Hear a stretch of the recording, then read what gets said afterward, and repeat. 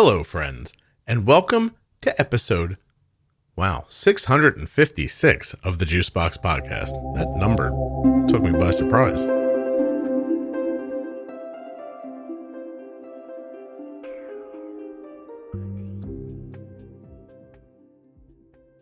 Today's episode of Defining Diabetes with Jenny Smith is going to be just a little different than usual. First, Jenny and I are going to define a term. We're going to talk about barriers. Jenny and I are going to talk about some situations where you might need barriers between your medical devices and your skin. And then I'm going to read to you a ton of suggestions from the private Facebook group about the barriers and creams and wipes and all the stuff that they find helpful. Little bonus content on the end of a Defining Diabetes episode. While you're listening, please remember that nothing you hear on the Juicebox Podcast should be considered advice, medical or otherwise. Always consult a physician before making any changes to your healthcare plan or becoming bold with insulin. Don't forget that Jenny Smith does this for a living. You can find her at integrateddiabetes.com. And if you're a U.S. resident who has type 1 or is the caregiver of someone with type 1, I would personally appreciate it if you took the survey at t1dexchange.org/juicebox.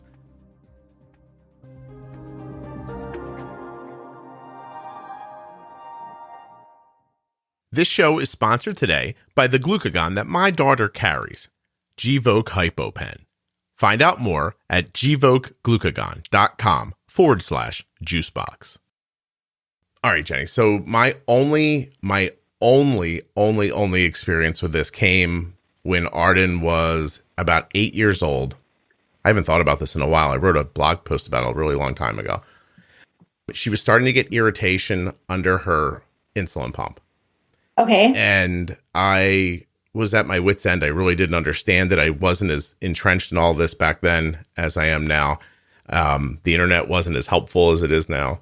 And I didn't know what was going on, right? So right. I was standing there one day, like thinking, I swear to you, like just standing thinking. And I don't know what happened, but I was rubbing my fingers together while I was thinking. And I was like, wow, my fingers are so dry, like dry and cracked. And like, why are my hands dry and cracked? And I thought about it. And I was like, I am touching alcohol constantly, right? I'm cleaning Arden's sites. I'm cleaning her pod sites. My hands always have alcohol on them. And that sent me to the internet where I did some Googling and learned that in Europe, I believe, this is a long time ago. So, don't hold me to exactly where, but the standard of care is that you don't prep sites with alcohol, right? You prep them with, I forget what they do, a mild soap and warm water or something like that. And then just dry the site. Mm-hmm. Dry the site. And I switched to that, and Arden stopped having irritation and my fingers aren't crusty and hard anymore. So that's how I fixed that. Now, Arden obviously didn't have a real significant reaction because the alcohol, I think, was just drying her skin and then making her more susceptible to whatever was in the adhesive, which I imagine the adhesive's probably made out of something completely different now than what it was made of back then. But that was the first time I thought about it. And then in the first 20 episodes of this podcast, a woman came on. I even remember the kid's name still, Mason, because this kid had he put on any kind of medical grade adhesive and his entire body broke out. It was horrifying, right? But she wanted to use these things. And this woman she just figured it out. She built a concoction of barriers and wipes and everything and made it so this kid could wear it. But it's a world I don't know much about. So I'm going to ask you, how many people do you think out of 10 or 100 have to put some sort of adhesive barrier on? Is it many? I think that an easier estimate is probably out of 10. I'd say that there's probably one person out of 10, give or take, that probably has experienced some type of adhesive irritation at some point. So, like you found, you removed something that was essentially it was literally taking all of the natural oils out of the body. That's what an alcohol wipe or alcohol does, right? It's a degreaser. It takes everything off. So does it clean your skin? Sure. But it cleans it almost to the point that then when you're putting something else on top of it, that kind of like locks in that dryness and is sticky, you're irritating skin that's now dry, and you're doing it over and over. It's not just like one time, right? So sometimes it's cleaning up enough of what you're doing that can take care of it. Other people, though, definitely have to use a barrier of some type. I mean, I've seen rashes that are very just specific right around the edge, like the underneath the adhesive doesn't seem so bad, but it's like right around the edge of the adhesive that gets irritated enough that it almost looks like the pump site is still there, or the CGM site is still there, even though it's not. Right. Some people have it bad enough that it blisters, like horribly, like blisters, like almost like you'd see in, what is it? Leaves of Three, Let It Be. Are you talking about poison ivy or poison ivy? There you go. Poison ivy. I couldn't I knew the little rhyme, but I couldn't think of the plant. It's like so poison ivy, poison oak, which I actually had. I had one of them. They didn't know which one it was, but I had one of them, and the blisters, and it's so itchy, like unbelievably, right? So some people get that degree, and it takes forever to heal. And when you have, I mean, any kind of body, but little tiny bodies have such little real estate to begin with that if you've got this big inflamed site on one area that takes an entire month or 6 weeks to heal up, that's now you're sticking it someplace consistent enough that you can start to cause problems in another place just because you're not rotating well enough. Right. So, I mean, the kinds of barriers, there are some like hypoallergenic types of barriers, like Tegaderm. There's another one called IV3000. It's like a really, really clear, thin, that you'd kind of cut a little hole in where the infusion set or the sensor is going to go into the skin. Clean the skin, put that on top of it, put the pump site or the sensor on top of that. So really its adhesive is sitting on top of this barrier, not on your skin. That works for some people. Other people as a barrier can get away with just using like a topical, kind of like a spray Benadryl, let it dry, put the site on top of it, or a spray Flonase, can spray it right over their skin, same thing. And that can be enough. So I've seen everything, I feel like. We have to be a little bit. So I went to this. So after this lady came on, and she actually, the kid's name was Henry. That makes me feel bad. Why did I say Mason? I don't know. Damn. I was so confident when I said Mason. All right. But this woman's name was Rachel. And after she was on the podcast, I actually asked her to write a blog post, which I still have on the face of my website because people use it so much. But this is from 2015, but she washed the area with warm water and antibacterial soap. Do not use alcohol. Completely dry the area. She applies 1 puff of Flonase. She says you can sweet talk or demand this prescription from your endo if it's necessary. Then she applied a thin layer of Cavilon barrier cream that she got from Amazon. It's made by 3M, Cavilon. Again, this is like 8 years ago. Then she says she applied a layer of Tegaderm, HP 9534 HP, not just Tegaderm. And I'm like, boy, this lady dug deep, you know? And the Tegaderm comes in multiple sizes too. So if you're looking for it, know the size of your site that you want to cover because it comes small to big. She listed 6 by 7 centimeters. Placed the inset through the Tegaderm HP. Then she said they placed another layer of Tegaderm on top of the pump to provide an extra layer or barrier for the adhesive of the detached inset. Not sure what she means there. When wet, blow dry site with a hairdryer on a cool setting. Apply prescription hydrocortisone after removing the Tegaderm HP on an old site. And she only removes extra adhesive with something called calendula oil. Yeah. So I mean, if anybody wants to see, it's this little kid his face is red. He's got splotches all over him, nowhere near where his medical adhesive is either. He was just allergic to this stuff. Well, I had a gentleman who emailed me, an adult, diagnosed as an adult, who all of a sudden, for some reason, started having irritation around his sensors, like had been using them forever.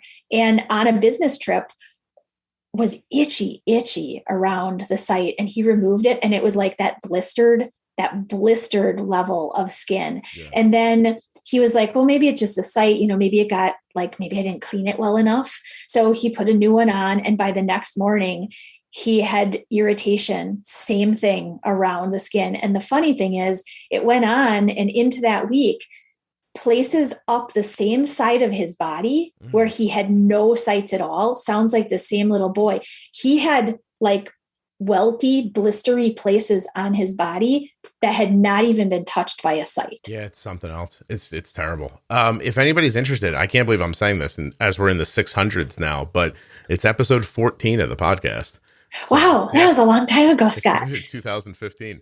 But she's got a lot of really awesome, it sounds like she's gone through like all of the products. The only thing that we would usually caution is what we call greenhousing a pump site, or even tenting the CGMs. You don't want to tent them because of humidity, right? Right. Yeah. You would, in fact, if I'm glad it worked for her, again, N of 1, great. Right. We don't recommend it though, because the humidity or any moisture underneath that could actually create more irritation underneath yet. Yeah.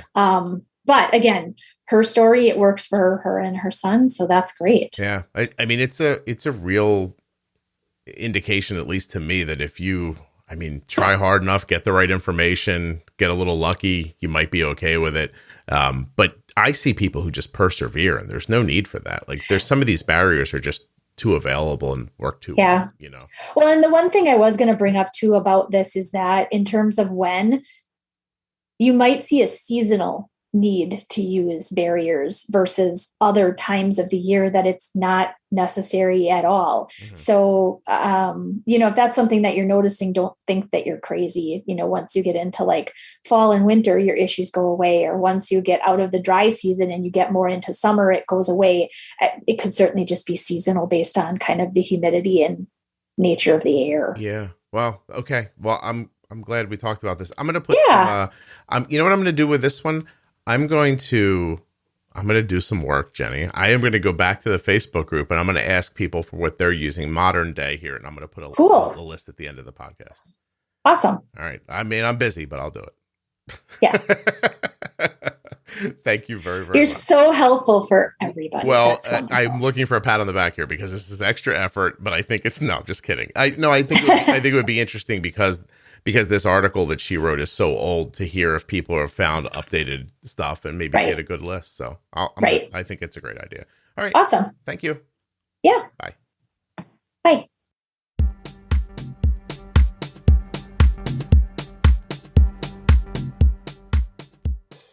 Gvoke HypoPen has no visible needle and is the first pre-mixed auto-injector of glucagon for very low blood sugar in adults and kids with diabetes, ages 2 and above. Not only is Gvoke HypoPen simple to administer, but it's simple to learn more about.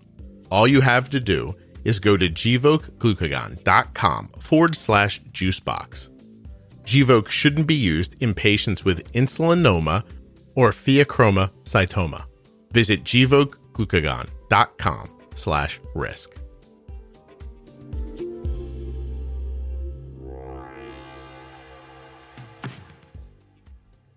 Don't forget, there are a ton more Defining Diabetes episodes right there in your podcast player and at juiceboxpodcast.com. You can also find the Diabetes Pro Tip series and many of the other series, all right wherever you listen.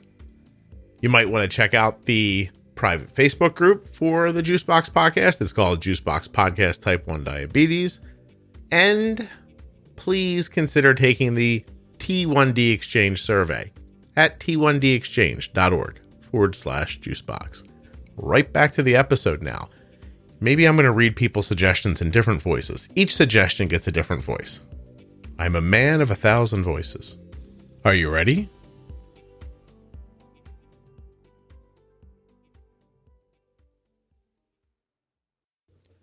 So I put a post on the private Facebook group after Jenny and I recorded this.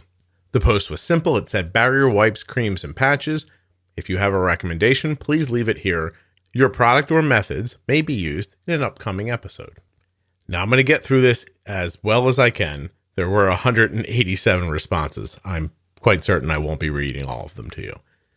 All right. I'm sorry there's not going to be any attribution to the people who left these because it'll just make me crazy to try to add the names. So, you ready? Smith & Nephew Skin Prep, which is a protective barrier wipe available on Amazon. In the past, we've used that company's version of adhesive to put over top of Arden's CGM.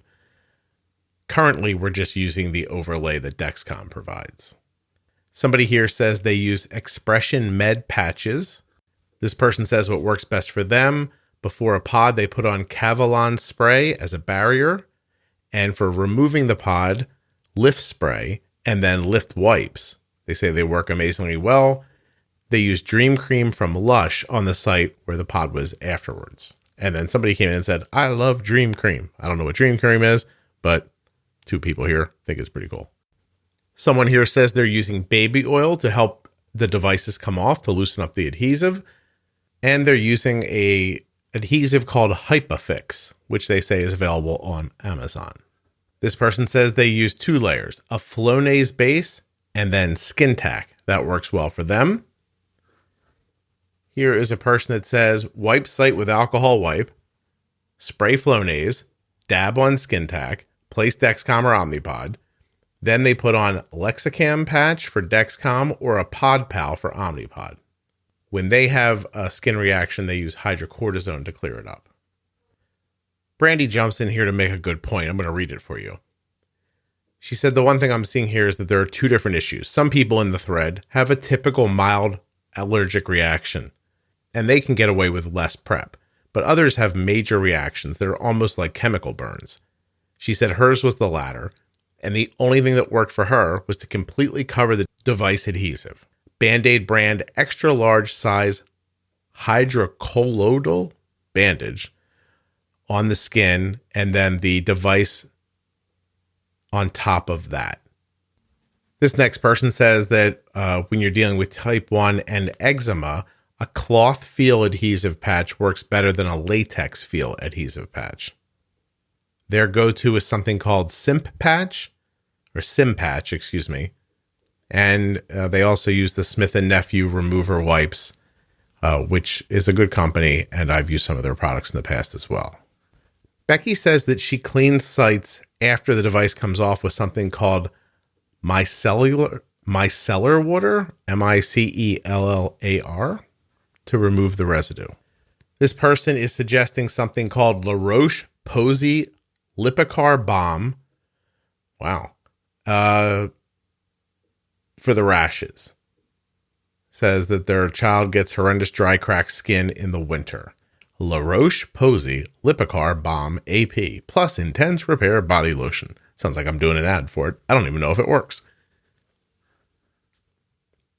Here's a vote for Skin Tack for a barrier, and then they use a Stay Put adhesive for Dexcom. They've bought peels for fun, but they don't last as long, they say. Not as long as the Stay Put brand.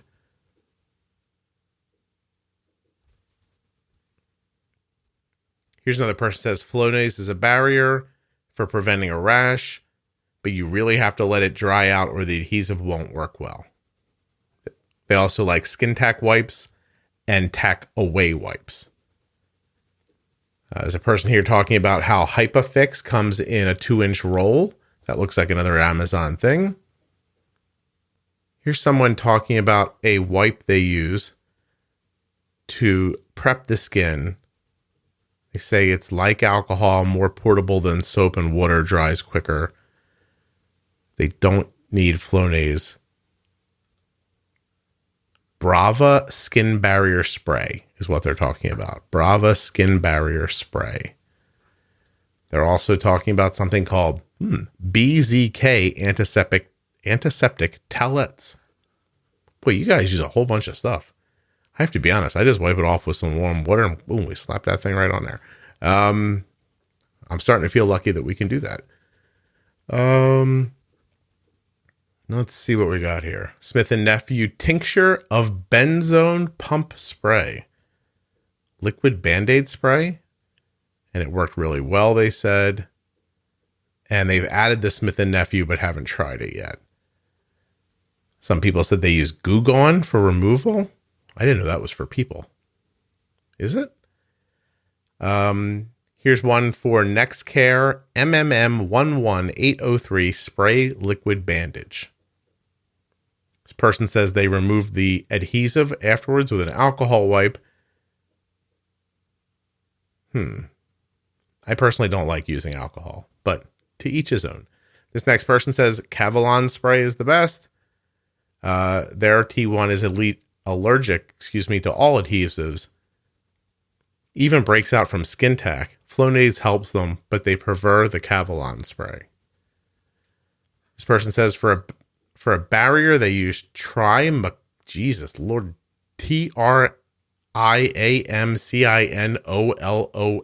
spray. Creams, they use baby oil, Aquaphor, and Vana cream. Patches, they love Expression Med patches. And for removing adhesive, they like baby oil, sometimes Unisolve. But they don't like the chemical smell. I'll tell you what, that Unisolve works really well, but it does stink. Stinky, stinky, stinky. Like after you use it, you almost have to wash the area so you don't smell it. But it is what we use here, Unisolve, when we use it. We don't really use it that often. Someone here is talking about a liquid adhesive called Matisol. 3M Cavalon wipes for T-Slim. Antibiotic cream for after the change. This person says they've tried several different brands of overpatches. By far the most sticky and long-lasting has been Lexcam Adhesive Waterproof. Looks like they make a Dexcom G6 adhesive, this Lexcam company. Another Amazon item. Wow, there's so much here. You guys are pretty cool to answer these questions like this. This person says they're allergic to Expression Med patches. And they go through a whole thing here. Skin tack is a possibility. Currently, they're doing a clean site with hypoallergenic soap. Dry Flonase ×2. Dry Smith & Nephew dry Hypafix. Sugar under patch. Then the Dexcom. And Hypafix on top. And a cute sugar patch for designs. Oh, all right. Well, that's nice. Wow. She put a picture of her kid's arm here. It's really terrible. These adhesive allergies are just nasty sometimes for people. Okay, Cavalon cream, Tegaderm. All right, I'm getting pretty far down the list here. Starting to see a lot of duplicates. Although here's a new one, All Care Protective Barrier Wipes. That's ALLKARE. That one's from Isabel. Isabel, look at you helping out. What's next? This person says the Sugar Patch. Best patches, the Sugar Patch. Let's see. Lottie-dee, another Sugar Patch, Skin Prep. All right, we're getting down to it here. I think it's a great thread, by the way. I'm going to leave it up for a little while in the private group. If you go to the top and go to featured, I'm going to leave this thread in there so you can really go pick through it. Yeah, I think I'm down to some repetition here. I'm scrolling real quick to be sure. Oh, Glucagon does make a bandage remover, so they make one for your skin as well. Here's a vote for notjustapatch.com. Tegaderm. Fixie-C, adhesive patches for G6s. Fixie-C, F-I-X-I-C on Amazon. Expression Med again. Stay Put Medical again. SensiCare barrier wipes and SensiCare adhesive remover spray have been awesome, says Julie. Sugar Patch, Stay Put Medical, Flonase. What's this one? This one's different. Colopast barrier wipes to protect the skin. COLOPLAST. This person says, I have to be honest, what we use. It's hard to beat the free Dexcom over patches. They'll send you 10 of them every month if you ask for them. I agree. We use them. They're terrific. Arden, of course, isn't allergic to anything, so we don't have to worry about a lot of this. But they are great if you don't have any allergies to adhesive. Here's one from Josh. He says Freedom Band for Dexcom G6. Benadryl. Some people use Benadryl spray underneath the barrier to prevent adhesive reactions. This person says not to use alcohol. I have to agree. All right, guys. I think that's it. We've, as they say, done it. I'm still scrolling, by the way. There's so many lovely people. Here's one, Safe and Simple Skin Barrier on Amazon. I haven't seen that one yet. It's another vote for Fixic. Let's see. Yeah, we've done all right. Wow, I'm looking at some people's pictures of their reactions to adhesives, and they're just terrible. Okay, guys, that's it. 187 replies. I've done a good job of picking through them and getting you everyone that was in there. None of these people are sponsors. I did not take any money to say anybody's product. I just thought this would be something for you that might be helpful, just to hear what everybody else is doing. Again, if you go to Juicebox Podcast Type 1 Diabetes on Facebook and join the private Facebook group, right there in the featured tab at the top, you'll find this post, which I will leave up there for absolutely as long as it is popular and people are commenting on it. Last thing I want to say is that for a great many of you, if not for most of you, adhesive problems like this will never be an issue. But for the people for whom it is an issue, it is a serious one. And I hope something here today helped you.